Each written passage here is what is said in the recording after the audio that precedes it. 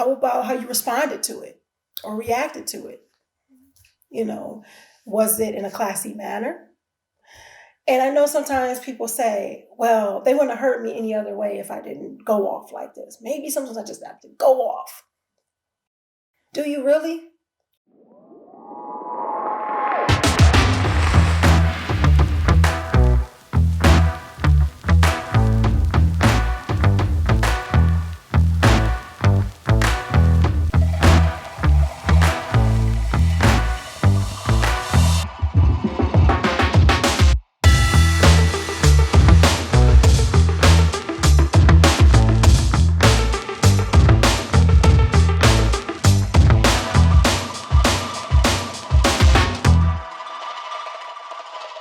Assalamu alaikum, peace. It's your coach, Coach Nyla, one of the co-founders of Outstanding Personal Relationships, as well as co-author of the book, Let's Talk Polygyny Uncensored. Okay, so one of the things that can totally ruin or jack up or mess up a marriage is attitude. Period. Period. Point blank simple. Attitude. And I've noticed no matter what we talk about at Outstanding Personal Relationships, the attitude that comes from so many people, and I'm saying so many people because we've done hundreds of videos in addition of having hundreds of comments and going through the year of seeing what the comments look like and everything like that. The attitude is so, shall I say, crassy. And that's not all around the board. We have some amazing people who watch our videos, who comment on our videos, who ask real questions, want real content, things like that. Truly appreciate you all. We do. However, I really had to do this video because when it comes to marriage and when it comes to polygyny, a lot of the attitude because of societal conditioning, malfunction, all that other good stuff, has caused a lot of crass attitudes, meaning that the attitudes are like, look, I'm not trying to make things easier on him. He chose this, so because he chose this, I'm not going to make it easy. He can do whatever he wants to. I don't want to meet. This is when it comes to polygyny, guys. When he wants to marry someone else, I don't want to get to know her. He can do whatever he wants to. That's for him, not me. This and that and the other. I'm going to take the kids away. If he does this, if he even think about doing this, oh, he act like he doesn't care about me. All these different things that comes with attitude. And I know the way I come across can sound so nonchalant, so harsh, so to the point where I don't understand, because I've heard that in the comments too, where I don't understand, or I make it sound easier than what it is, or a lot of different things like that. Once again, crass attitudes. A lot of times we don't think people understand because they're not telling us the things that we want to hear. Pardon the interruption, but let me let you in on a little secret that wives, whether they are in monogamy or polygyny, as well as single women, have been using in order to create less drama and more fulfillment in their lives and their relationships. You want to hear it? Okay, they've decided to become part of my counseling and coaching programs. Okay, not everyone has decided to do that. However, I've been counseling and coaching women for years, and I've been helping them make strides in their relationships as far as communicating better, as far as minding their marriage and creating that life and marriage and relationship that they deserve and they desire. So if you want to add coaching and counseling to your personal development journey, make sure you check out CoachNyla.com, and I'll see you on the other side. Now, let's get back to this video. I'm not going to be that person that's going to always tell people what they want to hear. That's how we get better. I became the person that I became because people told me things that I needed to hear, not because I wanted to hear these things. You know, I was known as the crybaby, the super emotional one, all these other things. Did it change my attitude and make me some meanie or some mean type of person? No, not really. I'm still very sensitive, very caring, giving, loving, all that other good stuff. But it taught me to be very intentional and very self-aware. And that's my thing.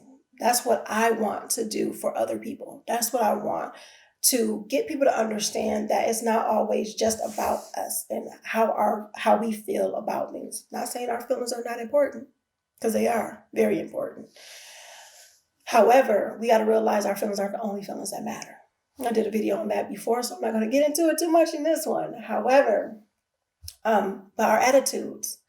When I was growing up, I was part of a club that my nickname was actually Attitude because I didn't like people challenging me. I did not like, and it's because I was super sensitive, because I was very sensitive. If someone did something to me that I didn't like, I would catch an attitude. And that was my nickname, Attitude. My mom even called me that to a point for a little short time. And I had to realize that you don't get the things that you want by having a funky attitude. You don't get the things that you want by being crass. People like people that are classy, not crassy. So that's the thing. Your attitude could be destroying your marriage. And that goes all around the board. It could be, a husband's, nonchalant attitude. It could be a wife's dismissive attitude, an attitude that, you want to fight all the time or battle someone or, challenge someone. Those type of things can destroy your marriage. So you want to think about being more classy when it comes to your communication, more classy when it comes to building an outstanding marriage, building an outstanding relationship with your spouse. And how do you go about doing that? Being self-aware. Personal development is key. Oh, we totally go into it when we talk to and coach and train our clients about being self-aware, being intentional, being purposeful, looking at themselves and saying, you know what, how can I be responsible for the part I play in this? I can't control anyone else, but I know I can work on myself. So that's where you start. You start with working on yourself. Work on yourself harder and better and more than you work on anything else. Then you choose to point the finger, then you tend to point the finger at other people. Oh, they didn't do this, or they did this, or this wasn't right. How about you? Not what you didn't do right. How about how you're taking it? How about how you responded to it or reacted to it? Was it in a classy manner? And I know sometimes people say, well, they wouldn't have hurt me any other way if I didn't go off like this. Maybe sometimes I just have to go off. Do you really? And I'm asking that because I've had to ask myself that a couple times. Like, do I really have to go off now? There was a situation. Let me tell you a little story.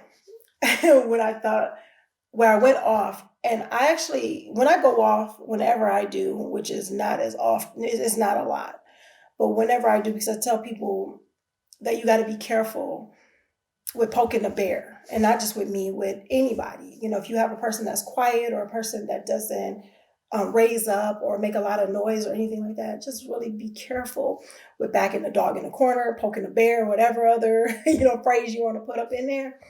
You want to be careful. But I remember my oldest son, his grandmother had an issue with something she heard about how I disciplined my child. And it wasn't anything that I didn't hit him or anything like that. It was a way that I disciplined him to show him about, let me tell you a little story. Like I said, to show him about, about stealing. And he was a little bitty something, maybe about 6, 7 years old, I think, at the time. And he actually took some candy from the store. I know he took candy from the store, talked to him about it, told him about it, and everything like that. And also he took candy, I think he did it again, like the second time, and he didn't do it anymore after this. But because I believe that you have to make things clear to people first. I don't think people should get punished for things that you think they should know, right? So that's another thing. I'm giving you a couple of little classy tips, I guess you want to call it that, because it's being very mature in how you handle situations. That's what I mean by classy. It doesn't have to be bougie, just mature.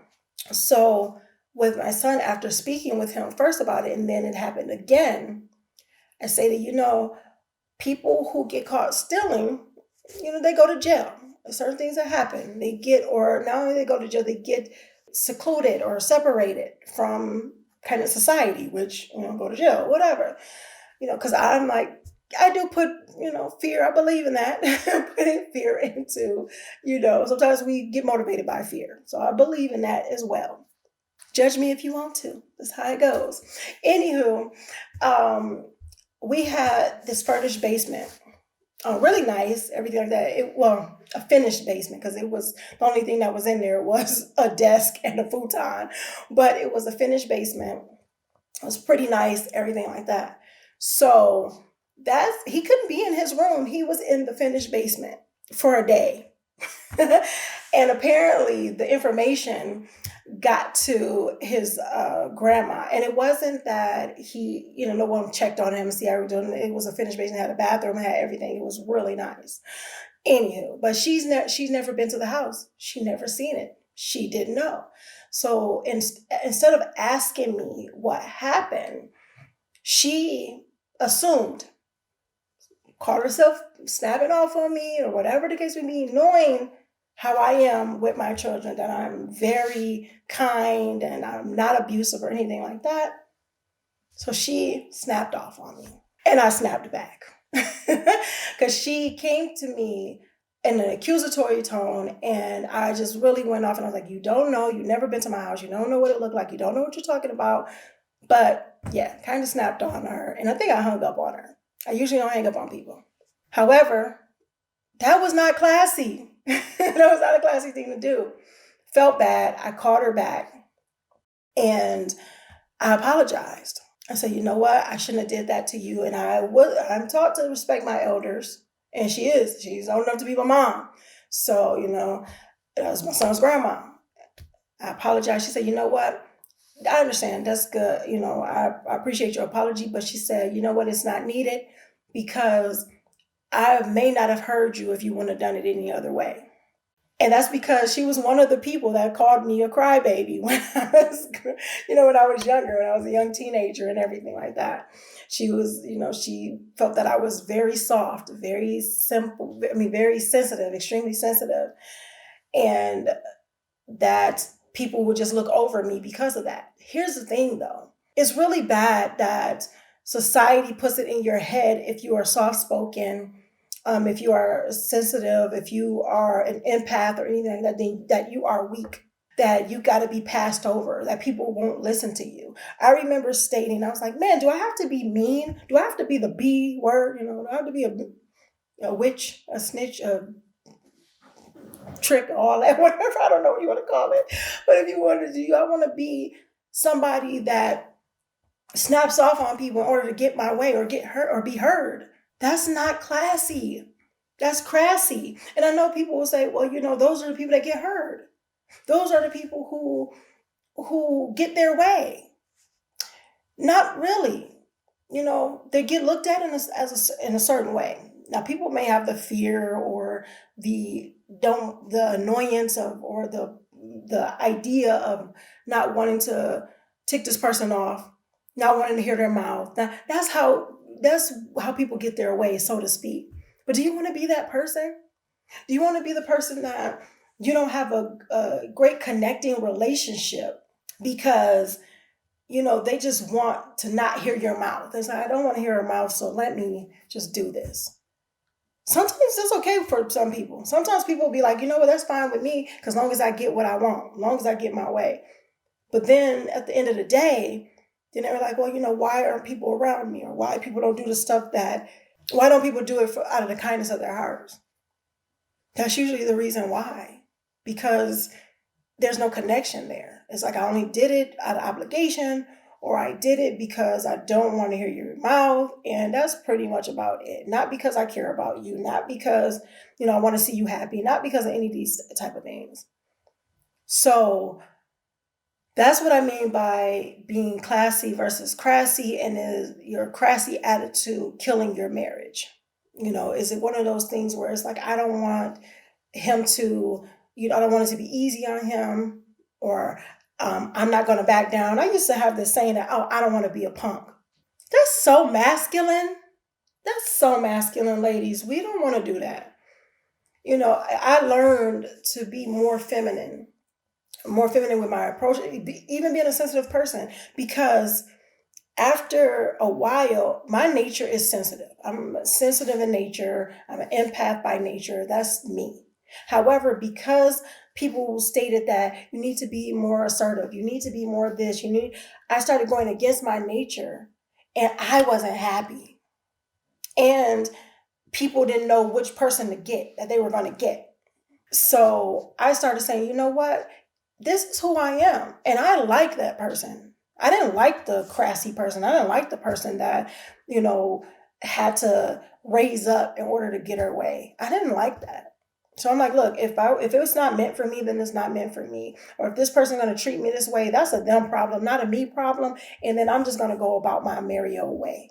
But I noticed the real me, that's that's the person that people who need to be in my life flock to. You attract a lot of people that you need and that you deserve in your life by the way you act. So if you are a person that feels you have to be so hard or whatever the case may be, you're going to attract either a super soft male, or you're going to attract a male who is probably that much more harder than you. And that's not a beautiful relationship either way. If you are your calm, cool, feminine self, you're going to realize that you're going to attract a lot more people who want to be around that softer side of you, and you're going to get the things that you want and that you deserve and that you desire, because they care about your happiness. They care about your peace because they know that you care about theirs. Hope you guys got some good information from this. And even, hear my little quote unquote parental story of how I stopped my son from stealing from the store because he did not like, not being, even for that day, he did not like not being around his umi and, his little sister and everything like that. But, he had to learn, and he didn't do it anymore. So anyway, and he also realized that, there are consequences for your actions, and it's not going to be, all sunshine and roses and kittens and rainbows when you do something that you're not supposed to be doing. So yes, guys, let me know what you think about that. And in the comments, if you made it this far, congratulations. Thank you for staying with me and sticking with me in this video. If you made it this far, congratulations, and thank you for sticking with me. And if you have made it this far, in the comments, put classy, not crassy, right? Classy, not crassy. So until next time, make sure you are growing intentionally, loving fearlessly, and connecting on a higher level every single day. And if you haven't already, make sure you subscribe to our channel, because over half of you guys who are watching us not subscribed. Have no idea why. Make sure you do it. It's free. It doesn't take long. Just click that button, and I will see you in the next video, inshallah, God willing. And if you want some coaching or want to find out more information about our program, check us out at outstandingpersonalrelationships.com/store. Once again, it's Coach Nyla. Inshallah, I'll see you soon. Assalamu alaikum. Peace. Here are 3 ways Outstanding Personal Relationships can help you.